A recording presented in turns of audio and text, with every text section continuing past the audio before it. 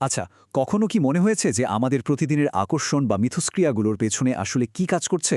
আজকের এই গভীর বিশ্লেষণে আমরা ঠিক এটাই খুঁজব। আমরা আলোচনা করব ভিকটিম থিওরি বা শিকার তত্ত্ব নিয়ে। শুনতে একটু অন্যরকম লাগলেও এই তত্ত্বটি কিন্তু চমৎকারভাবে ব্যাখ্যা করে যে কিভাবে মানুষের ভেতরে লুকিয়ে থাকা শূন্যতাগুলো তার অবচেতন মনকে নিয়ন্ত্রণ করে। মূল উৎস থেকে পাওয়া এই দারুণ চিত্তাকর্ষক মনস্তাত্ত্বিক কাঠামোটি আজ আমরা একদম ভেঙে ভেঙে বোঝার চেষ্টা করব। আমাদের আজকের আলোচনার ধাপগুলো বেশ ছিমছাম। প্রথমে আমরা মূল ভিকটিম থিওরিটা বুঝব, এরপর একে একে বিপদ এবং নিয়ম ভাঙার আকাঙ্ক্ষা, মনের বোঝা, ক্ষমতার প্যারাডক্স, বাহ্যিক আবরণ থেকে মুক্তি এবং সবশেষে সর্বজনীন শূন্যতা নিয়ে কথা বলব। চলুন সরাসরি মূল বিষয়ে ঢোকা যাক।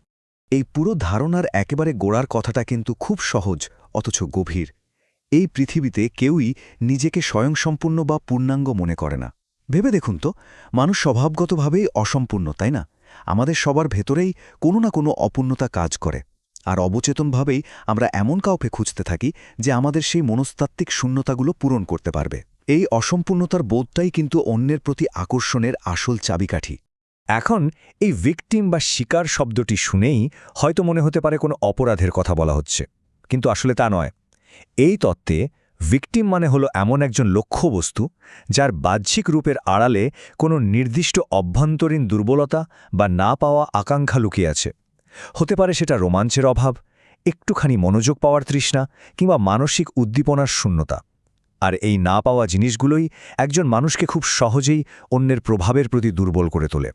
এখানে সবচেয়ে মজার বিষয়টা হলো মানুষের ধরন বা আর্কিটাইপগুলোর বৈচিত্র্য। উৎস পাঠ্যে এমন 18টি আর্কিটাইপের কথা বলা হয়েছে। এগুলো দেখলে খুব পরিষ্কার বোঝা যায় যে সমাজের সামনে আমরা যে শক্ত মুখোশটা পরে থাকি তার ঠিক পেছনে কত সুনির্দিষ্ট কিছু চাহিদা লুকিয়ে থাকে। যেমন ধরুন, বাইরে থেকে যে মানুষটা প্রচণ্ড বিদ্রোহী, অস্বাভাবিক সব রুচি যার, সে হয়তো ভেতরে ভেতরে নিজের পরিচিত গণ্ডি থেকে পালানোর জন্য একেবারে মরিয়া হয়ে আছে। এক একটি ধরন যেন এক একটি আলাদা ধাঁধা। আর এখানেই আসে সবচেয়ে গুরুত্বপূর্ণ নিয়মটি। অবিকল নিজের মতো আরেকজন মানুষকে প্রলুব্ধ করা বা তার সাথে গভীরভাবে যুক্ত হওয়ার চেষ্টা করাটা একেবারে অর্থহীন। এটা ঠিক দুটো পাজালের টুকরো একসাথে মেলানোর মতো একটা ব্যাপার, যেখানে দুটো টুকরোতেই একদম একই অংশগুলো মিসিং। শূন্যতা পূরণ করার জন্য তো বিপরীত বা পরিপূরক কিছুর দরকার হয়, তাই না? সমান্তরাল কিছু দিয়ে তো আর ফাঁকা জায়গা ভরে না। তো এবার আসা যাক আমাদের পরবর্তী ধাপে, বিপদ এবং নিয়ম ভাঙার আকাঙ্ক্ষা, কিংবা বলা যায় নিয়ম ভাঙার সেই তীব্র গোপন ইচ্ছা। দ্য নিউ প্রুড বা এই নতুন নীতিবাগীশ চরিত্রের প্যারাডক্সটা দারুণ একটা উদাহরণ। যে মানুষটা বাইরে থেকে সব সময় নীতি, নৈতিকতা আর ন্যায্যতা নিয়ে সবচেয়ে বেশি কথা বলে, সেই আবার ভেতরে ভেতরে এই কঠোর নিয়মের বেড়াজালে হাঁপিয়ে ওঠে। এই ধরনের মানুষের কাছে পৌঁছানোর সবচেয়ে কার্যকর উপায় কিন্তু তাদের সাথে নীতিবাক্য আওড়ানো নয়, বরং তাদেরকে এই দমবন্ধ করার সামাজিক নিয়ম থেকে একটুখানি পালানোর পথ করে দেওয়া আর কিছুটা নিষিদ্ধ আনন্দের স্বাদ দেওয়াটাই হলো আসল ট্রিক। একই ব্যাপার দেখা যায় দ্য নোভিস বা নবীন চরিত্রের ক্ষেত্রে। এরা সাধারণত বেশ নিষ্পাপ হয়, দুনিয়ার জটিলতা সম্পর্কে খুব একটা ধারণা থাকে না। কিন্তু সবচেয়ে মজার ব্যাপার কি জানেন? এরা নিজেদের এই নিষ্পাপতাটাকেই একটা বিশাল বোঝা মনে করে। একটুখানি অন্ধকার জগৎ, কিছুটা নিষিদ্ধ বা মন্দ অভিজ্ঞতা এদের চুম্বকের মতো টানে। নিষ্পাপতা আর দুর্নীতির এই যে একটা অদ্ভুত মিশ্রণ, এটা তাদের কাছে রীতিমতো একটা ফ্যান্টাসির মতো কাজ করে। এখন একটা জিনিস ভাবার মতো, এতক্ষণ তো আমরা সামাজিক নিয়ম বা নিষ্পাপতার বোঝার কথা জানলাম, কিন্তু ধরুন কারো কাছে তার নিজের অতিরিক্ত চিন্তাশক্তি বা বুদ্ধিবৃত্তিক ক্ষমতাই যদি একটা বড় বোঝা হয়ে দাঁড়ায়, তখন কি হবে? তখন তার ভেতরের শূন্যতাটা আসলে কিভাবে কাজ করবে?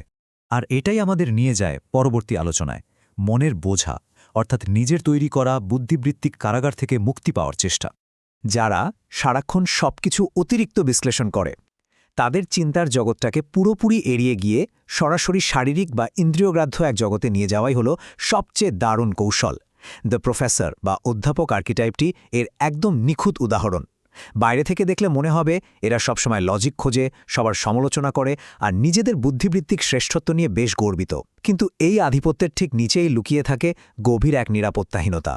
তারা গোপনে ঠিক এমন কাউকে চায় যে তাদের এই অবিরাম চিন্তার প্রসেসটাকে থামিয়ে দেবে এবং পুরোপুরি শারীরিক উপস্থিতির মাধ্যমে তাদের নিয়ন্ত্রণ নিয়ে নেবে। অন্যদিকে দ্য সেন্সুয়ালিস্ট বা ইন্দ্রিয় বিলাসী আর্কিটাইপের বিষয়টা আবার একটু আলাদা। এদের ক্ষেত্রে পুরোপুরি নান্দনিক একটা পদ্ধতি দরকার হয়। কোনো মানুষকে কেবল যুক্তির গণ্ডি থেকে বের করে এনে চারপাশের রং, সুন্দর কোনো ঘ্রাণ আর সৌন্দর্যের মতো ইন্দ্রিয়গ্রাহ্য জিনিসপত্রের মাঝে ডুবিয়ে দিতে পারলে খুব সহজেই তার বুদ্ধিবৃত্তিক প্রতিরক্ষাকে ভেঙে দেওয়া সম্ভব। এবার চলুন ক্ষমতার একটা অদ্ভুত প্যারাডক্স বা কূটাভাস নিয়ে কথা বলা যাক, যেখানে সম্পর্কের পুরো গতিশীলতাটাই উল্টে যায়। এমন কিছু মানুষের কথা ভাবুন যারা প্রাত্যহিক জীবনে প্রচুর ক্ষমতা ধরে রাখে।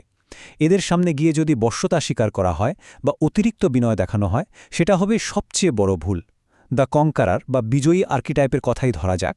এদের ভেতরে অস্বাভাবিক রকমের এনার্জি থাকে, আর এরা সবসময় জয় করার জন্যে নতুন কোনো বাধা বা মানুষ খুঁজতে থাকে। খুব সহজে পাওয়া যায় এমন কিছুর প্রতি এদের কোনো আগ্রহই নেই। এরা মূলত চ্যালেঞ্জ পেলেই সবচেয়ে বেশি রিয়্যাক্ট করে। তাহলে এই কঙ্কারারকে বশ করার উপায় কি? কৌশলটা হলো প্রথমেই তাকে ধরা না দেওয়ার একটা রোমাঞ্চ দিতে হবে। কিছুটা প্রতিরোধ করতে হবে, যাতে সে বোঝে যে এটা বেশ কঠিন একটা লড়াই। যদি শুরুতেই কেউ পুরোপুরি দুর্বলতা দেখিয়ে ফেলে, তাহলে ওই জাদুটাই নষ্ট হয়ে যায়। জয়ের আর কোনো আনন্দই থাকে না, আর তারা সাথে সাথেই আগ্রহ হারিয়ে ফেলে। দ্য লোনলি লিডার বা একাকী নেতার চরিত্রের মাঝেও ক্ষমতার এই একই প্যারাডক্স দেখা যায়। সবাই তাদের সাথে একটু মেপে মেপে বা আলাদা আচরণ করে, যার ফলে তাদের চারপাশে সবসময় চাটুকারিতার একটা অদৃশ্য দেয়াল থাকে, আর দিন শেষে তারা ভীষণ একাকিত্বে ভোগে। এই বিচ্ছিন্নতা ভাঙার উপায় কিন্তু চাটুকারিতা নয়। এদের মন জয় করতে হলে দরকার একেবারে স্পষ্ট, অকৃত্রিম সততা, আর এমন কেউ যে তাদের সাথে একদম সমকক্ষের মতো মন খুলে কথা বলবে। আমাদের এবারের বিষয়টি হল বাহ্যিক আবরণ থেকে মুক্তি, অর্থাৎ একদম ভেতরের গভীরতার সন্ধান। কিছু কিছু মানুষের বাহ্যিক বৈশিষ্ট্যগুলো এতটাই প্রকট আর সুপারফিশিয়াল হয় যে সেটার কারণেই তারা ভেতরে ভেতরে ভীষণ একাকিত্ব আর অবমূল্যায়নের শিকার হয়। দি বিউটি বা সুন্দর আর্কিটাইপটি ঠিক এই বাহ্যিক সৌন্দর্যের ফাঁদে আটকে থাকার একটা বড় প্রমাণ। সমাজ শুধু তাদের রূপেরই প্রশংসা করে, তাই তাদের সাথে সত্যিকার অর্থে কানেক্ট করার উপায় হল ওই শারীরিক সৌন্দর্যটাকে পুরোপুরি ইগনোর করা, যেটার পেছনে বাকি সবাই ছুটছে। এর বদলে তাদের লুকিয়ে থাকা মন, বুদ্ধিমত্তা আর সত্তাকে মূল্য দিতে হবে, কারণ ওই জিনিসটার জন্যই তারা ভেতরে ভেতরে সবচেয়ে বেশি হাহাকার করে। একই কথা খাটে দ্য আইডল ওয়ার্শিপার বা প্রতিমা পূজারী আর্কিটাইপের ক্ষেত্রেও। এরা নিজেদের ভেতরের শূন্যতা ঢাকতে কোনো আধ্যাত্মিক বা জাগতিক উদ্দেশ্যকে খুব শক্ত করে আঁকড়ে ধরে। এই শূন্যস্থানটা যদি কেউ নিজের করে নিতে চায়, তবে কৌশলটা হবে প্রথমে তাদের ওই উদ্দেশ্যের প্রতি প্রবল সমর্থন দেখানো। তারপর খুব ধীরে ধীরে সন্তর্পণে তাদেরকে একটা নতুন আরাধনার কেন্দ্রবিন্দু ধরিয়ে দিয়ে পুরো মনোযোগটা নিজের দিকে ঘুরিয়ে আনা যায়। আমরা আলোচনার একেবারে শেষ পর্যায়ে চলে এসেছি, সর্বজনীন শূন্যতা বা বাহ্যিক রূপের পেছনের আসল বাস্তবতা। আজকের এই মনস্তাত্ত্বিক কাঠামোটা আমাদের দারুণ একটা জিনিস শেখায়। সমাজে আমরা মানুষের যে রূপটা দেখি সেটা মূলত খুব যত্ন করে বানানো একটা ঢাল মাত্র, আর এই ঢালের একমাত্র কাজই হল মানুষের কোনো না কোনো মৌলিক অযোগ্যতা বা শূন্যতাকে আড়াল করে রাখা।